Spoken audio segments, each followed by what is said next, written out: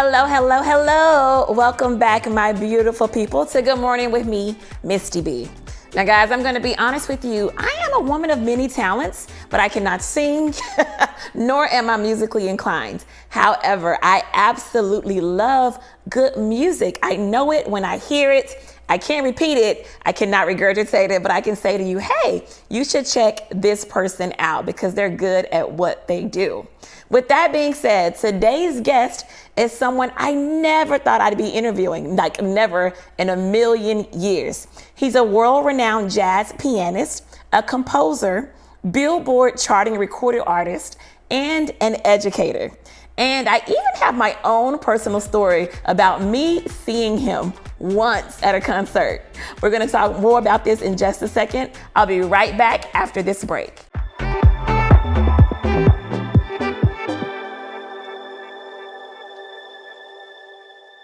Move up at Ron Carter Cadillac. Drive the new 2021 Cadillac XT4 Luxury Collection for only $319 a month. The new 2021 Cadillac XT5 Luxury Collection for only $399 a month, both for 39 months lease with just $1 down. Or purchase either and enjoy 1.9% APR for 60 months plus bonus cash. Gulf Freeway, just 2 minutes south of the Beltway. Shop smarter when you shop Ron Carter. RonCarterCadillac.com. My prenatal promise is to make sure my baby is safe and healthy because I know it is possible to acquire syphilis, HIV, or other STDs without knowing it. Getting tested is my very first chance to protect my baby.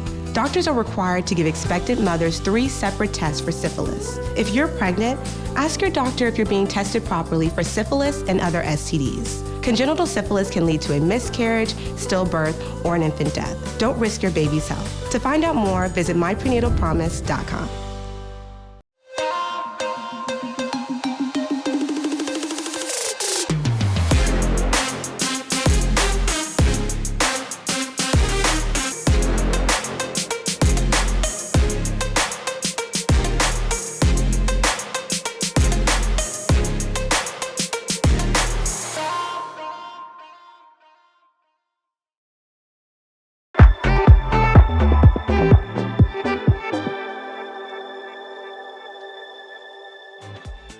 Welcome back, everyone. Today in the studio, I have someone with me who is, let me make sure I get this right, a national recording artist, composer, jazz pianist, and educator, Mr. Bobby Lyle. Welcome to the show. Thank you, Misti B. Happy to be here. You know what, I have to tell you, so I want to be very honest. Mr. Lyle, I am not musically inclined. My friends make fun of me, okay? That's not nice. But what I do want to tell you, I've actually heard you play before. It was at the Anita Baker concert, summer 2019 sometime. She literally pulled you from the audience and you went on that, you killed it. Tell me about that. What happened? Did you know you were gonna have to play? I did not. Actually, my whole being at the concert was orchestrated by her keyboardist who called me up when they got to town and asked me, do you want to go to the Anita Baker show? I said, sure. And he said, well, we're not going to tell her that you're coming. We're going to surprise her. So I said, how do you do that in a 6,000 seat venue? He said, I'm going to sit you with my wife. She's only like 4 or 5 rows from the front. I said, cool. So I go to the show. I get in my seat there and she's singing and doing her thing. And after about 2 or 3 songs, she comes to the front of the stage to talk and kind of catch her breath. And she looked down and she spied me. And that's when the people saw her hand went to her mouth and her eyes got big. I remember that. I was like, who is down there? I'm in the top, like looking down. You can see it unfolding. Yeah, like what's going on down there? So she had the ushers take me and my date up to the stage and set us in the wings.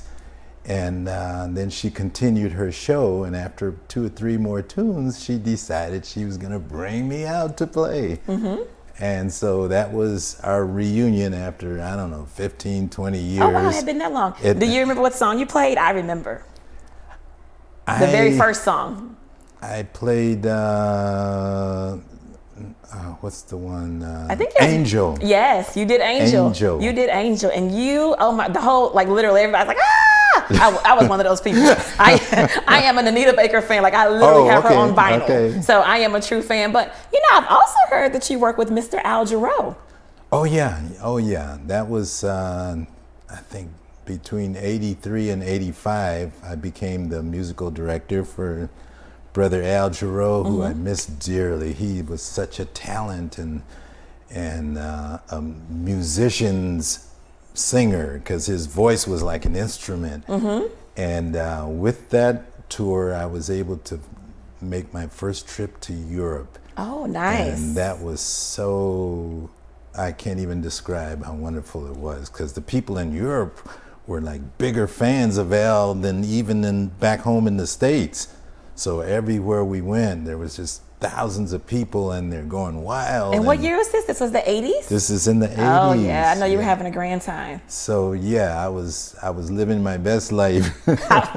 Don't tell me, look, don't divulge any secrets. But Mr. Lyle, let me ask you, what is a musical director? What were you doing? What do you do? The musical director's job is to first consult with the artist and assemble all the songs that are going to be in the show, and then take the music charts and distribute them amongst the band. Okay. Rehearse the band, make changes to the arrangements or whatever needs to be done. And the idea is that by the time the artist comes to rehearse with us, all of our stuff is locked in place. Gotcha. Okay. So that's who you are. That's my job. I love that. And did you do the same thing for Phyllis Hyman, or you're her musical director? Yes, I did it for Phyllis, for Jarreau, for Anita, and Bette Midler. How could I forget that? Wow, you've done a lot. So you're called a genie, right? Yeah. Where did that come from?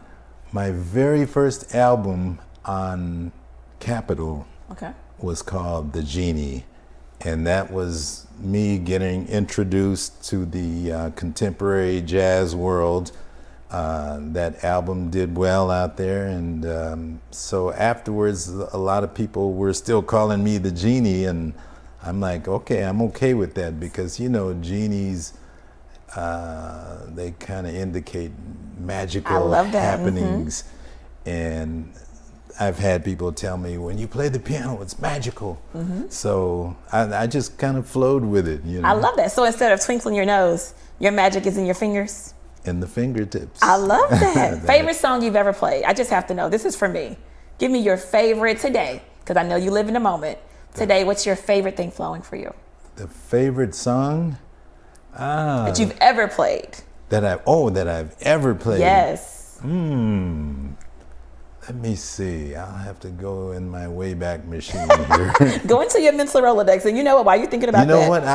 I would probably say The Genie. Really? The Genie? Yeah, because that song, it has so much tempo and excitement in it, and it allows me to just go crazy. I love that free range. Where did you learn to play?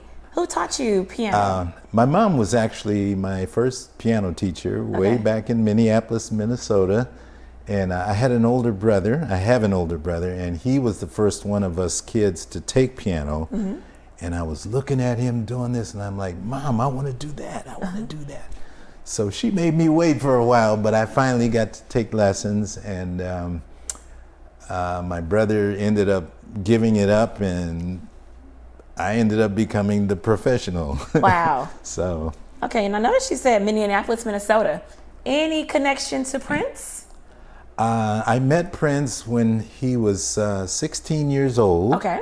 And he had a local garage band. And I had a friend who was the boyfriend of Morris Day's mom. Okay. And he kept telling me about these kids that were rehearsing in North Minneapolis. And it was right at the time I was preparing to move to Los Angeles. Okay. So I said, I don't know if I got time to go hear him. He said, no, you really want to hear these kids. So finally, just to shut him up, I went along with him to the north side of Minneapolis, down someone's basement, and here were these teenagers, Morris and Prince and Andre Simone, And they were all there rehearsing. And I looked at my friend and I said, these kids are really good. Okay. He said, that's what I've been trying to tell you. So did you know instantly when you heard it, when you first heard it, because I know you have a musical ear, did you know, okay, this is going to go somewhere? Yes. You did? And, okay. and one of the main reasons I felt that way was because they were playing all original music. Not covers. Okay. Not being a cover band. And I told them that before I left. I said, you guys are going to make it because not only are you playing original songs, but the songs have a new snap to them, and people are gonna love it. So hopefully that gave them a little encouragement on their journey. I think you gave them a lot of encouragement, Mr. Bobby Lyle. I think you did good. Let me ask you this. So far, what has been your most successful moment in the industry? My most successful moment, there's actually been a couple of them. One was when my album, The Journey, came out. And The Journey came out after a time when I had been in deep depression, and I had lost my first wife to lupus.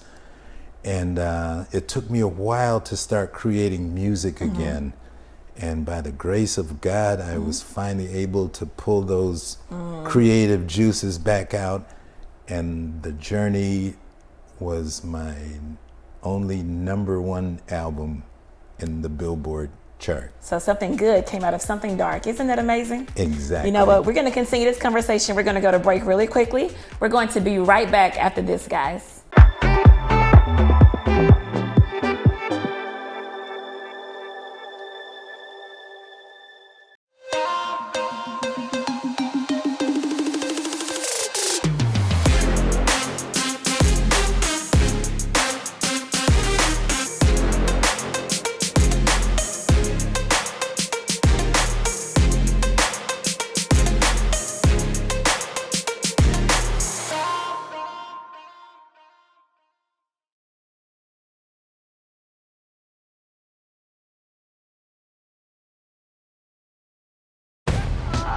Welcome, King James. I'm a cartoon? Ah, I'm shorter than Kevin Hart. No. Meh. What's up, Doc? Bugs, bring it here, man. What brings you to Tonewad, Doc? The computer dude kidnapped my son.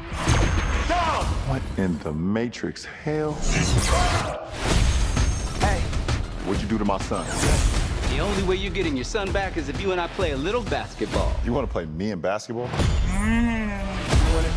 I need to assemble an elite team. You need a dream team. I'll take it from here. Sam, shoot the ball. Let's try that again, shall we? We'll get your son back. I promise. What's happening? Up the jam. I look expensive. Introducing the Goon Squad! I got it. Oh, she got me. I'm not a betting duck, but my money's on the other team. Pump up the jam. Yo, King, you're about to lose your family, Got the world in my hands. everything you love. Well, at least we're good. Oh, and I almost forgot. All of the tunes will be deleted, so... Come on, guys. The Toon Squad doesn't give up.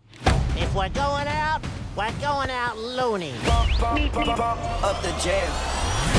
You gotta win this game and get our son back. Pump up the jam. Let's go, Toons! I got hops. It's on. Coming off the bench, Wile E. Coyote.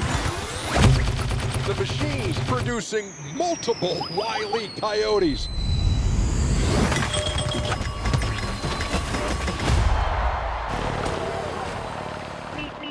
Well, that happened.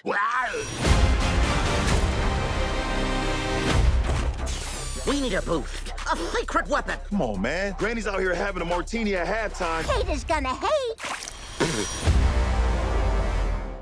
I'm a part of the prenatal care club now, taking all my STD tests. Did you know your doctor's required by law to test you 3 times for syphilis and HIV? Yes, my husband and I are making sure I get all 3 tests. Good. Testing is the key to preventing congenital syphilis. And good prenatal care is your first labor of love. Glad to hear your husband is so involved. Thank you. Yes, taking all my STD tests for syphilis is important to both of us. My prenatal promise is to prevent a stillbirth or miscarriage. To find out more, visit myprenatalpromise.com.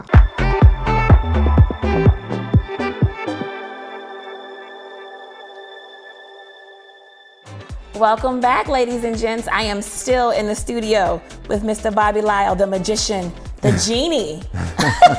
Okay, so Mr. Lyle, you now have a new album called Ivory Flow. The name, yes. I feel something when I say the name, but I don't. Before I say what I feel, I want you to tell me, what's the inspiration behind the name of the album? The inspiration for that particular title comes from the fact that I consider myself an observer of life. Mm-hmm. You know, I go to the park and I can watch the children playing, or I'm out in nature watching Mother Nature do her thing, or just people in the airport, and I'm watching this whole flow of life. Mm-hmm. And so I said, I want my music on this project to kind of reflect that. And hopefully that's what happened. Ivory Flow. Of course, ivory is the ivory keys on the piano. Mm-hmm. And so I just put the 2 words together. Can I tell you what I feel when I hear Ivory Flow? I literally feel peace. Like, even hearing you say it, even looking at this cue card and reading it, it just feels peaceful. Now let's talk about the single. You have a single called Living in the Flow. Okay, so let's talk about that. Where did the name come from? Yes, well that's sort of an extension of the album title, and there's 2 types of people. There's people who sit on the sideline and just kind of watch life flowing by, mm-hmm. and there's people who insist on participating in life, mm-hmm. and being a part of the flow. And creating and mentoring and working with people. Mm-hmm. And so that's where I'm coming from. I can't wait to hear this song, and let me tell you why. So when I think living in the flow, Mr. Lyle, I'm thinking, I see myself in an ocean or a lake, in a floater, laying back and relaxing and not fighting, not giving any resistance, flowing with where life is taking me. Right, so especially when you're in those uncomfortable moments, yes, and learning how to flow. So that's like this, literally my meditative moment. So now I got a new song to meditate to. Well, you know what? It's funny you should mention that, because a friend of mine who lives up in Alaska volunteered to do a video for the single. Okay. And it becomes a photo montage of pictures of people relaxing at the beach, couples being romantic in resort areas. Mm-hmm. And if you go and check out on YouTube, I'm gonna have to. The single, it is a beautiful collection of pictures. You know, I spent 35 days in Alaska this past winter. That's another story for another day. Nothing was flowing. Everything was cold and frozen. Yeah, it's pretty hard to flow when you're frozen. No, you're gonna ski. But anyway, so now that you have Living in the Flow, is it now current? I heard it's now currently charting on the Billboard charts, correct? Let's talk about that. Yes, it and kudos. Thank you. It was such a blessing. It was like a slow, kind of steady climb, and it made it up to number 8. Okay. It cracked the top 10, and number 6 on the Smooth Jazz Network chart. Love that. And both of these charts, have 100 artists. The field is really crowded, so anytime you can work your way through that, it is such a blessing. I feel very inspired and blessed. I'm sure now. So last year, everyone was dealing with COVID, something we never dealt with before. Yes. We were all, I think at some point, all of us felt some type of fear. Something came over us. Was this birth during COVID, or did something from COVID inspire this album? This album actually started in 2018, so it was kind of like 2 years in the making. And it's got a lot of named guest artists on it. Najee, the sax player, was my first guest artist way back in 2018. So COVID allowed me enough time to just be at home and focus on finishing this project. Gotcha. Because sometimes we keep working and the thing goes on, but being at home and working a lot at home, because I have my Pro Tools studio and my acoustic grand piano at home. And the way we did this, we would send files out to all these wonderful guest artists, whether Gerald Albright, Marcus Miller, or Stanley Clark, Rick Braun. They all got files, and they would play their part and send it back to me, and then I would incorporate it into the whole. And I said, okay, that's how we have to record now. Because when I first started, we'd all get in the studio together. So my main objective was to make this album feel like we were all in the studio together, even though it was produced entirely differently. I love that. And you know what? I've heard a few stories about people saying how COVID brought good into their lives. So we hear all of the bad stories, the horror stories, but it's so good to hear the inspirational stories. It made you sit down and complete a project. It made me focus, and the good Lord blessed me with health, and I finally got vaccinated, so I didn't have to worry about that. And we brought this thing home at the beginning of this year, and sent that first single to radio, and like I said, it's the little engine that could. I heard those fingers, honey. You're no little engine that could. Now, I've heard that you're also a philanthropist. Is that true? Well, yes. I actually adopted a school, Walker Elementary School, where I would provide funds for the kids who couldn't afford it to get instruments. Awesome. Because a lot of the schools, they've been cutting their band programs out, and kids are not getting as much music in the schools as they used to. So I figure, well, let me try to do my little part to help keep that ball rolling, because I remember how important being in the band was to me when I was a youngster. And so these kids coming up, they need to have the same opportunity, and hopefully I can expand this and get it into more schools. I love that. How did you choose Walker Elementary? There was actually a teacher there, a music teacher there, who used to come to all my concerts. And she asked me a couple of times, could you come and play for my class and talk to them about jazz? And I said, sure, I'd be happy to, because young people are not that acclimated to jazz, you know, because they're listening to hip hop and rap. I was going to ask you, were they responsive? Like they how were. They were. Okay. And I think the more that young people are exposed to this music, the more responsive they will be. Because, see, a lot of the hip hop artists, they're very aware of jazz because they sample it. us. Yes, I was gonna say they sample the music. Yes. Anybody, speaking of that, anybody ever sampled your music? Yeah. Tell me who. Kendrick Lamar. Okay. This was back before he blew up and got huge, but he was one, and the other one is escaping me now. But there were a couple. I love that though, because kids need to hear that though, right? Yes. So the way you have to tie it in, like jazz. What is jazz? I've never heard of jazz. And then you say somebody's name, Kendrick Lamar. Oh, he sampled my music. Oh, now I know who you are, Mr. Lyle. Yes. I love that. The connection. You know, we have to connect these generations, and keep in mind that jazz is Black creativity going all the way back to the beginning of it. And a lot of people call it the only original American art form. I love that. The only original American art form. Created by us. By Black people and developed by Black people. Now, that's not to say that white musicians didn't jump on the train and some of them become legendary in their own right.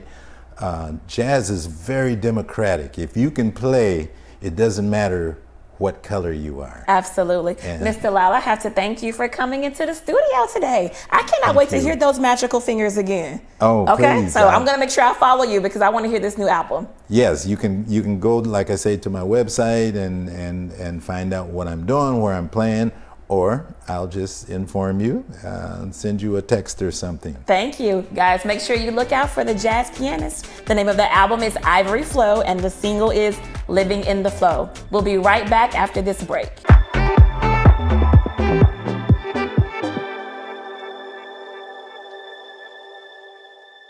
Move up at Ron Carter Cadillac. Drive the new 2021 Cadillac XT4 Luxury Collection for only $319 a month. The new 2021 Cadillac XT5 Luxury Collection for only $399 a month, both for 39 months lease with just $1 down. Or purchase either and enjoy 1.9% APR for 60 months plus bonus cash. Gulf Freeway, just 2 minutes south of the Beltway. Shop smarter when you shop Ron Carter.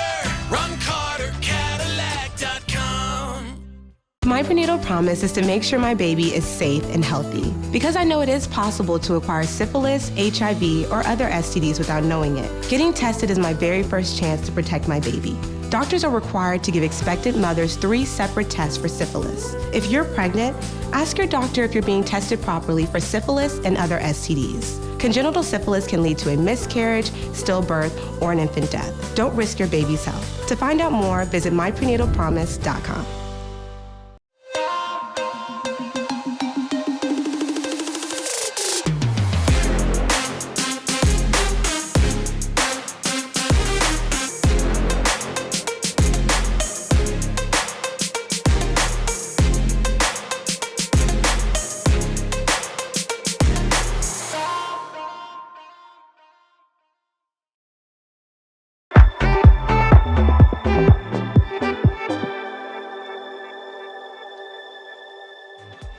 Welcome back, everyone. Did you enjoy that interview with Jazz Pianist, the genie? I like to call him the magician, because I'm telling you, if you go and listen to his music, you will hear exactly what I'm talking about. And listen, I'm not even musically inclined, so if I can hear it, you'll definitely hear it. You know, I had a chance to tell a friend of mine who I was interviewing today. I said, hey, I'm interviewing a musician. His name is Bobby Lyle. I don't know if you've ever heard of him. My friend texts back and says, actually, I have. I was at Cafe 4212 one night, and that's right off of Alameda in 3rd Ward. He said, just listening to jazz music one night. And this guy I was sitting next to just happened to get on the piano and start playing some music, and he was a musical genius. Sorry, lost that word. Imagine who that was. Can you guess? It was Mr. Bobby Lyle. So as I'm always talking about dreaming out loud, guys, make sure that you're always talking and speaking and networking. You never know who you're sitting next to. You never know when you might get your next big break, because there's someone sitting right here. And my friends make fun of me because I am a social butterfly. I talk to absolutely everyone. And if that's not your thing, that's okay. But make sure you at least acknowledge them and have a conversation. You never know what may come out of it. Nonetheless, I'm always inspiring, and we're going to keep the party going. Guys, you know I absolutely love hearing from you all, so make sure that you are following us on social media at American Star TV. We're on Facebook and Instagram. Share any stories that you want to hear, that you want me to hear, and share anything that you want us to talk about. We want to know. We are really, really listening. As always, I'll see you guys next time. Bye-bye.